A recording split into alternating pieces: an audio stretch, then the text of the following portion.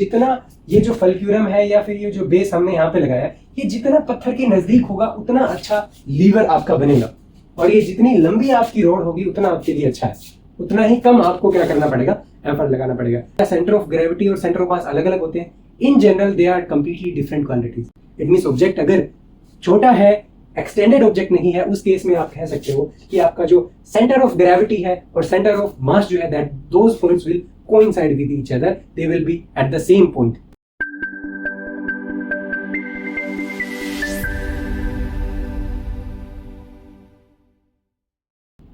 Hello everyone, welcome to the YouTube channel. This is Deepak Marwa.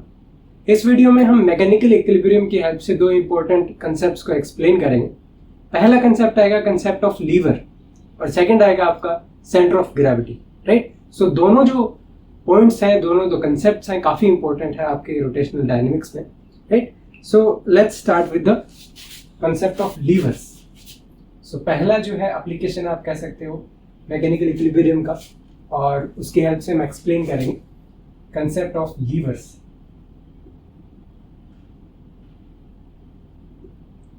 और या फिर इसको बोलते हैं प्रिंसिपल ऑफ मोमेंट्स,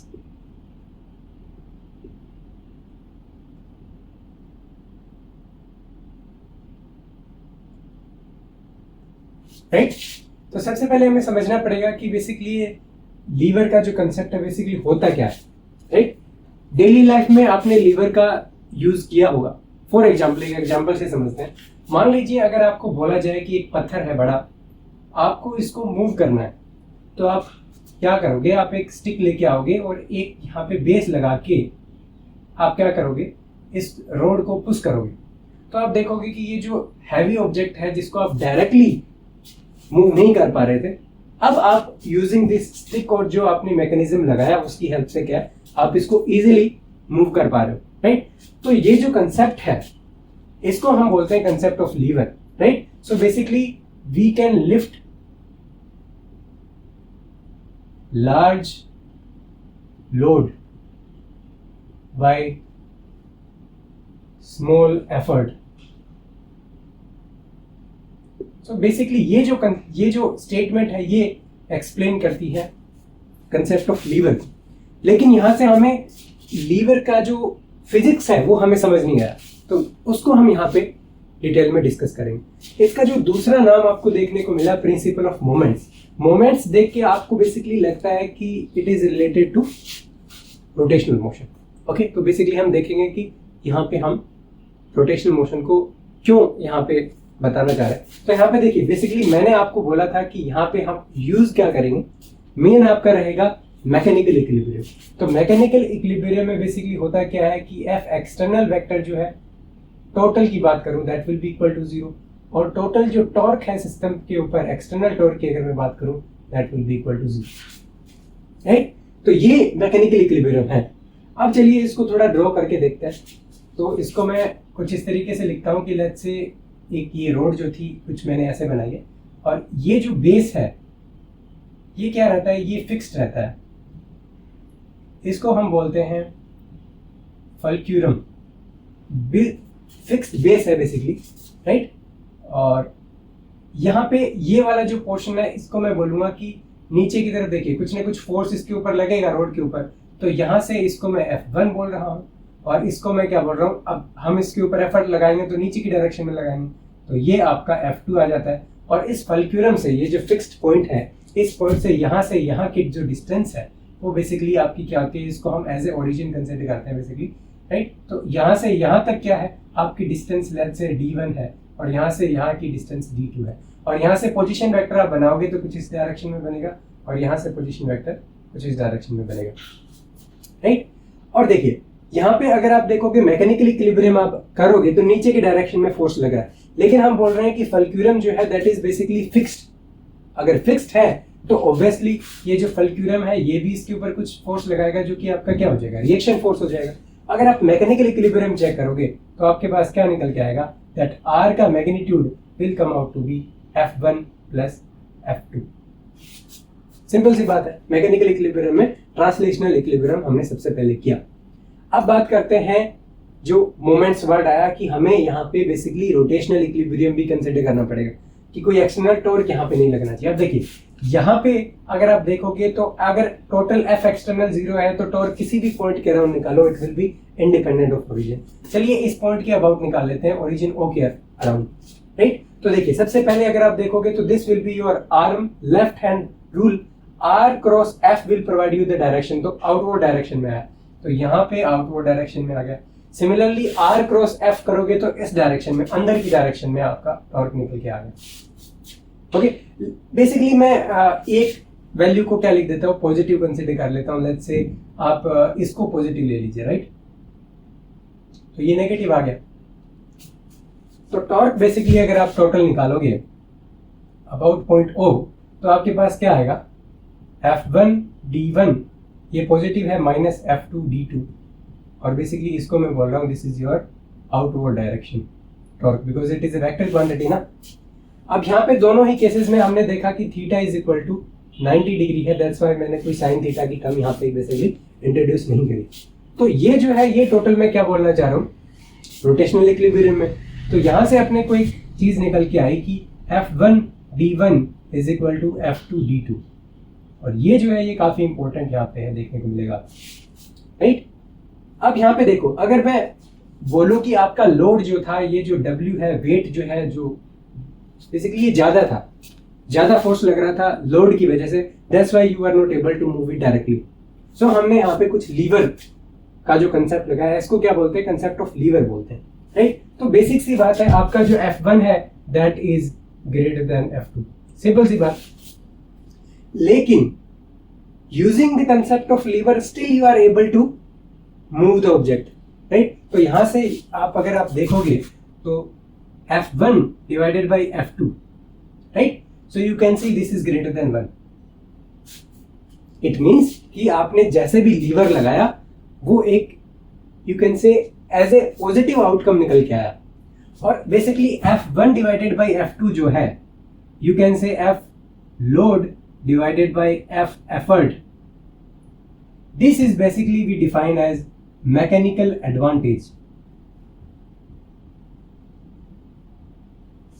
ये बेसिकली हमारा मैकेनिकल एडवांटेज मिल रहा है हमें by the concept of lever. Lever जब हमने लगाया तो हमें क्या मिल रहा है, एक एडवांटेज मिल रहा है, तो उसको हमने मैकेनिकल एडवांटेज पे, देखिए छोटे फोर्स में ज्यादा लोड को मूव कर दिया, तो this is greater than 1, so mechanical advantage is greater than 1, that's a good thing, right. अब यहां से अगर आप देखोगे तो F1 डिवाइडेड बाई F2 किसके इक्वल है, this will be equal to D2 divided by D1 is greater than 1। तो यहां से आपको देखने को मिला that D2 will be greater than D1। तो क्या देखने को मिला, अगर मैं इसको रीड्रॉ अगर यहाँ पे करता हूं तो देखिए ये आपका लोड है, यहाँ पे F1 लग रहा है, और यहाँ पे कहीं फल्क्यूरम आपको लगाना पड़ेगा, और यहाँ पे जितना ज्यादा लंबा, ये देखिए ये D1 है, D2 आपका बड़ा होना चाहिए, तो D2 जितना ज्यादा लंबा होगा कंपेयर टू D1 के, आपको उतना ही ज्यादा मैकेनिकल एडवांटेज देखने को मिलेगा। या फिर आप बोलोगे कि आप काफी इजिली कम एफर्ट लगा के भी ज्यादा लोड को क्या कर सकते हो, मूव कर सकते हो। बेसिकली आपने कम फोर्स से ज्यादा फोर्स जनरेट कर दिया बेसिकली, राइट। तो this is D1 D2 and this will B F2। तो ये बेसिकली हमने यहाँ पे बनाया। तो जैसे ही हम इसको देखेंगे तो जितना ये जो फल्क्यूरम है या फिर ये जो बेस हमने यहाँ पे लगाया है, ये जितना पत्थर के नजदीक होगा उतना अच्छा लीवर आपका बनेगा, और ये जितनी लंबी आपकी रोड होगी उतना आपके लिए अच्छा है, उतना ही कम आपको क्या करना पड़ेगा, एफर्ट लगाना पड़ेगा, राइट। तो इसका जो यूज है आपने बेसिकली कहाँ पे देखा होगा, कोई भी आप काम करते हो, जैसे एक तो पत्थर वाला हो गया, दूसरा बहुत बड़ा एग्जांपल है, जब आप देखोगे कि पहले जो रेलवे ट्रैक्स हैं उनके ऊपर इंजन जो है वो एक्सचेंज होते थे एक जगह से दूसरी जगह पे। तो बेसिकली उसमें होता क्या था कि इंजन को जब आप मूव करते हो तो उसके लिए एक स्पेशली एक ट्रॉली होता था। तो ट्रॉली के अंदर बेसिकली है क्या, आपका एक लीवर लगा रहता था। तो लीवर बेसिकली क्या करता था, उस रेल के या फिर रेल इंजन के जो टायर हैं उनको एज ए लीवर आप रोड को यूज करके पुश करते थे, जिससे कि क्या है, इवन जो इंजन जो है वो भी आपका क्या कर जाता था, मूव कर जाता था, राइट। तो इट मीन्स आप देख पा रहे हो कि इंजन को डायरेक्टली मूव करवाना पॉसिबल नहीं है, बट आपने एक लीवर वहां पे लगाया हुआ है जिसकी हेल्प से क्या है आप उसको मूव कर पा रहे हो। सिमिलरली एक ट्रॉली होती थी जो कि क्या है, जो आपके रेलवे ट्रैक है उनको एक बार मतलब कहीं से कुछ प्रॉब्लम तो नहीं है, वो सब चीजें चेक करने के लिए क्या है आपका पेट्रोलिंग के लिए एक ट्रॉली यूज होती थी, राइट। और उस ट्रॉली के अंदर भी क्या है, कोई भी इलेक्ट्रिक मोटर नहीं लगी रहती थी, कुछ भी नहीं होता था, सिर्फ एक लीवर रहता था। तो आपको क्या है, फास्टली उस लीवर को क्या करना पड़ता था, पुश करना पड़ता था, जिसकी वजह से जो टायर्स है उनके अंदर क्या लगता था, एक फोर्स जनरेट होता था, large amount of force using the concept of lever.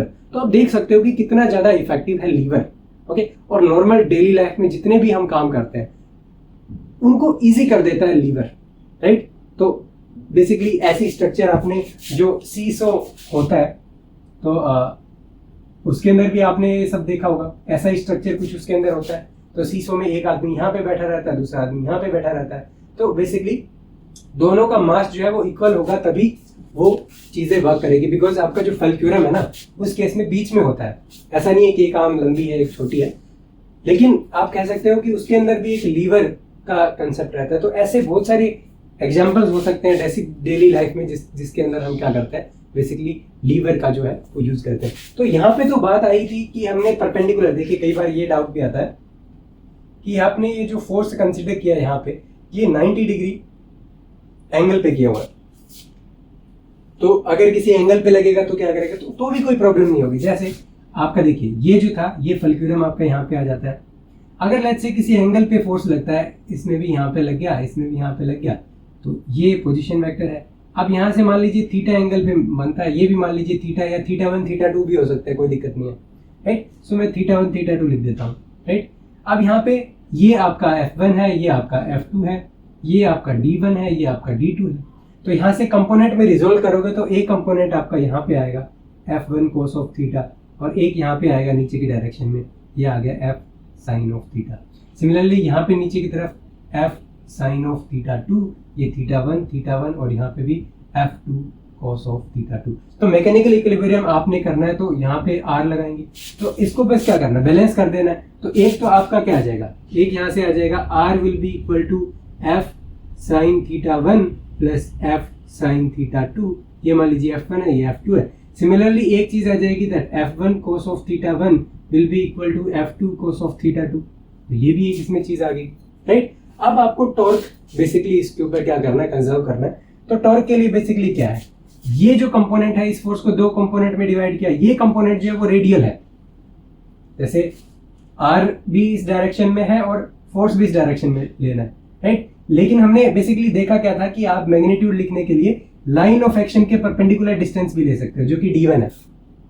तो F1 sin theta multiply by D1, तो टॉर्क को कैसे बैलेंस करोगे, आप टॉर्क को बैलेंस करोगे तो आप लिखोगे F1 sin theta 1 D1 will be equal to F2 sin theta 2 D2। तो बेसिकली सिंपल सी बात है, एंगल अलग अलग हुए तो भी कोई प्रॉब्लम नहीं आएगी आपको यहाँ पे, राइट। तो यहाँ पे भी सेम ही चीज आपको करनी है। क्या करना है आपको, मैकेनिकल इक्विलिब्रियम बेसिकली करना है। टोटल फोर्स आपके सिस्टम के ऊपर 0 लगना चाहिए, और टोटल टॉर्क जो है वो भी आपके सिस्टम पे क्या होना चाहिए, 0 होना चाहिए। अब हम डिस्कस करते हैं आपकी जो नेक्स्ट क्वांटिटी है, जो क्वांटिटी सेकंड थी, जो कि आप मैकेनिकल इक्विलिब्रियम से एक्सप्लेन करोगे, वो है आपकी सेंटर ऑफ ग्रेविटी। अब ये सेंटर ऑफ ग्रेविटी क्या होती है, ये सबसे पहले हमें चेक करना पड़ेगा। हमने सेंटर ऑफ मास पढ़ा है, लेकिन ये चीज अलग आ गई। तो आपके सबसे पहले दिमाग में आएगा कि क्या सेंटर ऑफ ग्रेविटी और सेंटर ऑफ मास अलग अलग होते हैं। In general they are completely different quantities. कुछ केसेस आएंगे जिनके अंदर centre of gravity can coincide with the centre of mass, right. So यहां पे मैं लिख देता हूं, इन जनरल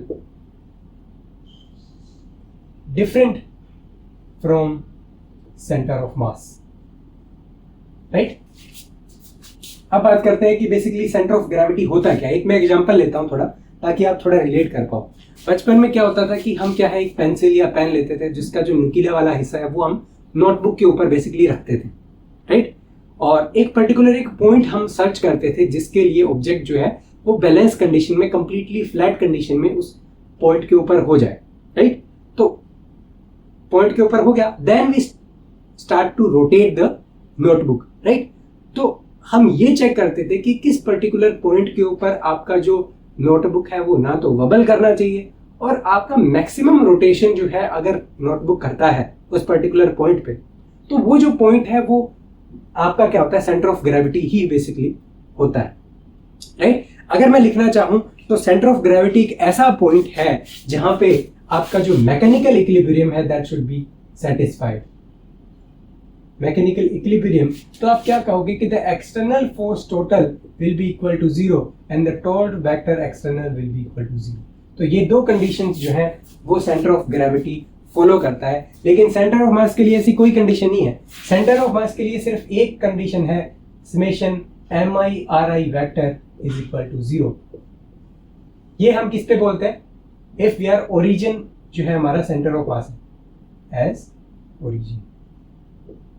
आई होप आपको ये याद होगा mi/ri vector is equal to zero if you are considering the origin at the centre of mass basically, right. तो बेसिकली ओनली किस पे डिपेंड कर रहा है? मास डिस्ट्रीब्यूशन पे सेंटर ऑफ मास डिपेंड करता है। तो यहां पे only depend upon mass distribution. तो ये तो बात आ गई किसकी? सेंटर ऑफ मास की। तो सेंटर ऑफ मास तो कंप्लीटली अलग हो गया।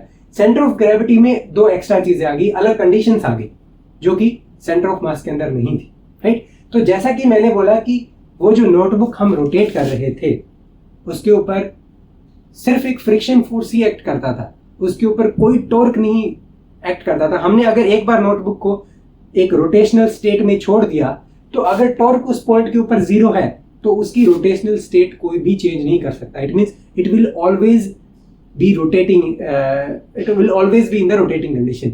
लेकिन फ्रिक्शन फोर्स की वजह से ऑब्वियसली वो रुक जाती थी, एयर फ्रिक्शन भी होता था और थोड़ा फ्रिक्शन फोर्स भी लगता था, तो उसकी वजह से रुक जाती थी। External force zero because we are balancing the whole notebook on a particular tip. तो ये एक बहुत बड़ा, बहुत अच्छा एग्जांपल है जो नोटबुक को बैलेंस करने वाला जो है, हमने एक टिप के ऊपर इसको बैलेंस किया और इसको रोटेट किया। तो रोटेशन में एक पर्टिकुलर ओमेगा फ्रीक्वेंसी से रोटेट करेगा और टो वेक्टर जीरो है। और दूसरी बात, नीचे की डायरेक्शन में आपका total mass let's say m है और g ग्रेविटेशनल कांस्टेंट है, तो ऊपर की डायरेक्शन में एक रिएक्शन फोर्स r भी लग जाएगा, राइट। तो बेसिकली यहां से हम क्या कर सकते हैं that r will be equal to mg। तो ये हमने बैलेंस कर दिया फोर्स को। अब बात आती है किसको बैलेंस करने की? टॉर्क को बैलेंस करने की। तो ये थोड़ा सा नोटबुक है, लेकिन हम क्या करते हैं थोड़ा इसका जनरल एक ले लेते हैं ऐसे करके, और ये रोटेशनल एक्सिस है, ऐसे करके हम बना लेते हैं थोड़ा, राइट। तो ये ओमेगा हो गया, ये x हो गया, y हो गया, ये आपका z हो जाता है, राइट। अब यहाँ पे हम देखते हैं कि किसी पॉइंट का, पर्टिकुलर पॉइंट के ऊपर लेट्स से ri वेक्टर किसी पॉइंट का क्या है? पोजीशन वेक्टर है, और उसके ऊपर कुछ फोर्स लगेगा नीचे की तरफ में जिसको बोलते हैं MIG, और ये एक वेक्टर है तो g वेक्टर लगा देता हूँ बेसिकली, राइट। MIG वेक्टर, और ये आपका फोर्स है बेसिकली, तो F वेक्टर हो गया और ith कंपोनेंट पे सो I, ओके। तो अब हमें बेसिकली क्या निकालना होता था इस केस में? इस केस में हमें निकालना है टॉर्क वेक्टर। सो जो टॉर्क वेक्टर है आपका, वो आपका कितना हो जाता है? That will be equal to summation, this will be ri vector cross fi external vector basically, right. और यहां से अगर मैं टॉर्क वेक्टर को लिखता हूं that will be equal to, देखिए, summation of ri vector cross, और देखिए gravitational let's say if I am writing it gi let's say, right, so this will be MIGI vector, right. अब ये आपका आता है। अब मैं इस पे एक स्पेशल केस लेता हूं, स्पेशल कंडीशन, और ये आपका किसके इक्वल होना चाहिए? बेसिकली जीरो के इक्वल होना चाहिए, राइट, ओके। अब मैं इसमें लेता हूं क्या चीज? स्पेशल कंडीशन लेता हूं। स्पेशल कंडीशन क्या ले सकते हैं इसके अंदर? इसके अंदर ले सकता हूं that if all gi are equal, तो इट मींस अलग, अगर आपके ऑब्जेक्ट जो है वो एक फ्लैट सरफेस है, तो फ्लैट सरफेस पे बेसिकली हर पॉइंट के ऊपर जो gi वैल्यूज हैं वो आपकी क्या रहेंगी? सेम रहेंगी। लेकिन एक होता है एक्सटेंडेड ऑब्जेक्ट,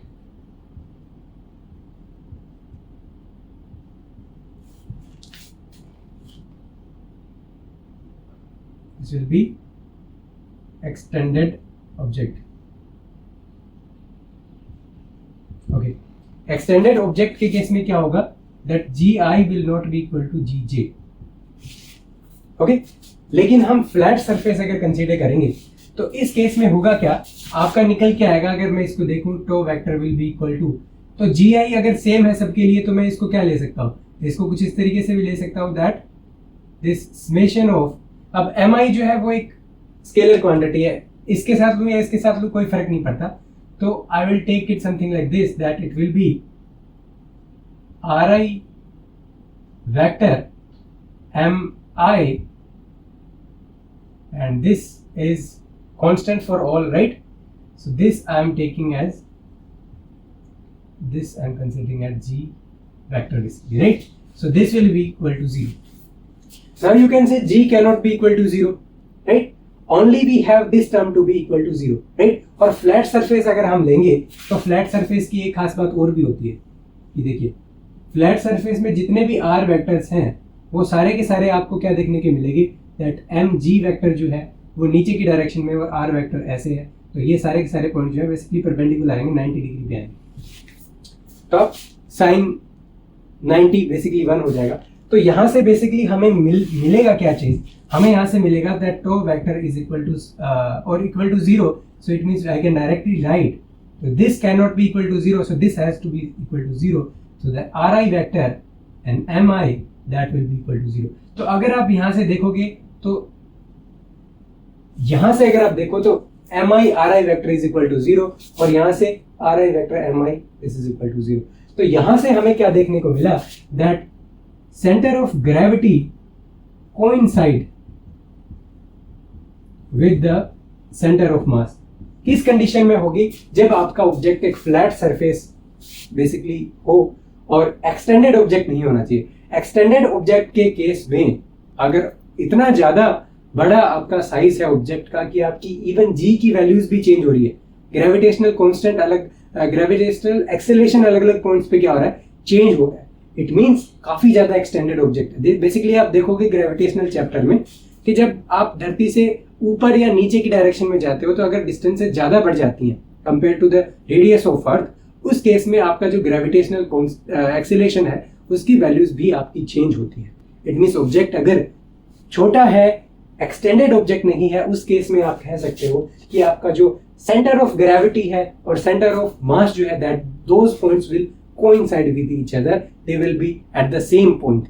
ओके, तो ये बेसिकली बात आ जाती है आपकी किसकी, कि सेंटर ऑफ ग्रेविटी बेसिकली होती क्या थी कि हमने जो नोटबुक घुमाते थे बचपन में तो उसमें होता क्या था कि आपका एक्सटर्नल फोर्स भी 0 होना चाहिए और आपका टॉर्क भी सिस्टम के ऊपर 0 होना चाहिए। दैट्स व्हाई वो जो आपकी नोटबुक रहती थी मैक्सिमम टाइम के लिए आपकी क्या कर पाती थी, रोटेशन कर पाती थी, बिकॉज कोई एक्सटर्नल टॉर्क नहीं एक्ट कर रहा है, उसका rotational state of motion change नहीं हो पा रहा है और बैलेंस्ड ऑब्जेक्ट रहता था। It means total F external will be 0 on that particular object, और बिल्कुल जो नोटबुक है that is a flat surface, G की वैल्यू चेंज नहीं होती थी। तो आप कह सकते हो कि उस केस में भी आपका सेंटर ऑफ ग्रेविटी जो है वो सेंटर ऑफ मास पे बेसिकली क्या करेगा, कोइंसाइड करेगा, राइट। अब एक एक्सपेरिमेंटल मेथड भी आप एक्सपेरिमेंटली भी आप एक चीज कर सकते हो कि अगर आपको सेंटर ऑफ ग्रेविटी पता करना है किसी पर्टिकुलर ऑब्जेक्ट का, तो आप कैसे करोगे।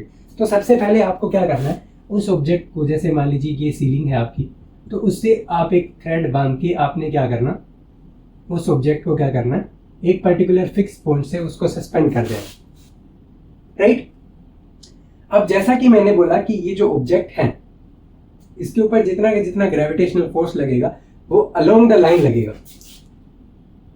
बिकॉज देखिए ग्रेविटेशनल फोर्स इस टेंशन फोर्स से बैलेंस हो जाएगा, नीचे की तरफ जो भी mg लगा, इट मीन जो भी पॉइंट है सेंटर ऑफ ग्रेविटी का वो कहाँ पे होना चाहिए, इस पर्टिकुलर लाइन के ऊपर कहीं होना चाहिए, नहीं पता हमें कहाँ होगा। लेकिन मैं क्या कर सकता हूं, अब मैंने इस पर्टिकुलर ऑब्जेक्ट की जो पोजीशन है, पॉइंट जो था जिससे सस्पेंड किया हुआ था उसको मैं चेंज कर देता हूँ। मान लीजिए मैं इस पॉइंट से अगर सस्पेंड करूंगा इसको, तो ऑब्वियसली कुछ ऐसे करके, मतलब ये ऐसे है बेसिकली, तो लाइन कुछ यूँ आएगी, अगर उसको टिल्ट करेंगे हम तो कुछ इस तरीके से ही कुछ एक लाइन आएगी। तो ये जो क्रॉसिंग पॉइंट है, ये अलग अलग पॉइंट से आप सस्पेंड करोगे तो हर बार जो वर्टिकल लाइन है वो आपकी पास करेगी इस पर्टिकुलर पॉइंट से। तो ये जो पॉइंट है ये आपका सेंटर ऑफ ग्रेविटी होगा, और ये जो पॉइंट है ये आपका कोइंसाइड कर सकता है सेंटर ऑफ मास से, और हो सकता है कि ये पॉइंट कोइंसाइड ना भी करे अगर आपका ऑब्जेक्ट जो है एक्सटेंडेड ऑब्जेक्ट है। बट ये रेयरली आपको देखने को मिलेगा कि जब जो सेंटर ऑफ ग्रेविटी और सेंटर ऑफ ग्रेविटी और सेंटर ऑफ मास जो है वो अलग मिले, बिकॉज डेली लाइफ के जितने भी ऑब्जेक्ट हैं वो basically approximately they can be considered as a flat surface compare to the size of earth. तो बेसिकली उस केस में क्या होगा, ग्रेविटेशनल एक्सेलरेशन की वैल्यू आपकी हर पॉइंट के ऊपर सेम रहेगी, और एज ए फ्लैट सरफेस आपका जो सेंटर ऑफ ग्रेविटी है that will always coincide with the centre of मास। लेकिन एक्सटेंडेड ऑब्जेक्ट के केस में जो है that will not be the case, right. आप यहाँ पे सेंटर ऑफ ग्रेविटी का जो पोजीशन वेक्टर है उसके लिए भी एक एक्सप्रेशन लिख सकते हो। जिस तरीके से देखिए, सेंटर ऑफ मास के लिए हमने पोजीशन वेक्टर का RCM वेक्टर हमने डिफाइन किया था। हमने क्या बोला था कि आपका जो RCM है that is equal to summation MI/RI vector divided by summation MI। Basically ये क्या था, ये आपका mass weighted average of position basically, right. Similarly अगर आप बात करोगे सेंटर ऑफ ग्रेविटी की, तो सेंटर ऑफ ग्रेविटी में बेसिकली हम क्या होता है, हम बोलेंगे you can say centre of gravity will be equal to 1 by summation of MIGI and summation of MIGI and RI। तो बेसिकली ये क्या है, ये आपका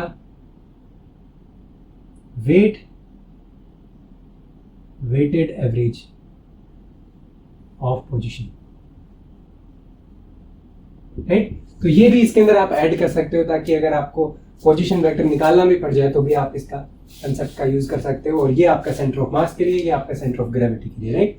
सो आई होप कि आपको वीडियो काफी इंटरेस्टिंग लगी होगी, काफी अच्छे से आपको दोनों जो कंसेप्ट है, पहला आपका था कंसेप्ट ऑफ लीवर या फिर इसको प्रिंसिपल ऑफ मोमेंट्स भी हम बोलते हैं, और यहाँ पे हमने देखा कि आप कम एफर्ट लगा के भी ज्यादा काम कर सकते हो, ज्यादा फोर्स एक्सर्ट कर सकते हो। और इसके अंदर हमने कंडीशन देखी कि आपकी जो एफर्ट आर्म है that should be larger compare to the this load arm, right. और यहाँ पे मैकेनिकल इक्विलिब्रियम जो है that should be satisfied in this condition. और यहाँ पे हमने देखा कि मैकेनिकल एडवांटेज है वो आपका ग्रेटर देन 1 हो तो अच्छा रहता है, ओके। सिमिलरली हमने फिर सेंटर ऑफ ग्रेविटी का कंसेप्ट देखा, और सेंटर ऑफ ग्रेविटी में हमने डिस्कस किया कि यहाँ पे जो मैकेनिकल इक्विलिब्रियम है उसकी कंडीशन सेटिस्फाई होनी चाहिए सेंटर ऑफ ग्रेविटी के ऊपर, बट सेंटर ऑफ मास के लिए कोई कंडीशन नहीं थी। सेंटर ऑफ मास में सिर्फ क्या चीज था, ओनली मास डिस्ट्रीब्यूशन जो था वो मैटर करता था। लेकिन यहाँ पे मास डिस्ट्रीब्यूशन के अलावा जो आपका फोर्स डिस्ट्रीब्यूशन है या फिर ग्रेविटेशनल फोर्स जो लग रहा है उसका डिस्ट्रीब्यूशन भी मैटर करेगा कि वो क्या सेम है या अलग अलग है। तो हमने यहाँ से देखा कि टॉर्क से एक स्पेशल केस देखा कि अलग, अगर आपका जो ग्रेविटेशनल एक्सेलरेशन है अगर सभी पॉइंट्स के ऊपर अगर इक्वल लगता है, जो कि फ्लैट सरफेसेस के केस में होता है, इन दैट केस आपका जो सेंटर ऑफ ग्रेविटी और सेंटर ऑफ मास जो है जो कोइंसाइड करेंगे। सिमिलरली आप यहां से भी आप देख सकते हो कि देखिए, अगर आपका GI आपके इक्वल हो जाए तो यहां से आप क्लियरली चेक कर सकते हो इससे कि अगर आपका GI let's say if I'm writing it by G because all of them are same, तो यहाँ पे ये जो summation of यहाँ पे MIG लिखा हुआ है, सिमिलरली ऊपर summation MIGRI वेक्टर लिखा हुआ है, तो G से G बेसिकली कैंसिल आउट हो जाएगा और ये आपका RCM वेक्टर के इक्वल ही निकल के आता है, राइट। तो इट मीन्स आपका जो सेंटर ऑफ ग्रेविटी है और सेंटर ऑफ मास है दोनों कोइंसाइड करेंगे ओनली तभी जब हर पॉइंट के ऊपर सेम ग्रेविटेशनल फोर्स लगता हो, जो कि ओनली पॉसिबल है फ्लैट सरफेसेस में, या फिर आप बोलोगे कि एक्सटेंडेड ऑब्जेक्ट जो है वो नहीं होना चाहिए, राइट। सो आई होप कि आपको दोनों अच्छे से समझ आ गए होंगे। काफी इंपॉर्टेंट कंसेप्ट है जो कि मैकेनिकल इक्विलिब्रियम से एक्सप्लेन होते हैं। So thank you all for watching.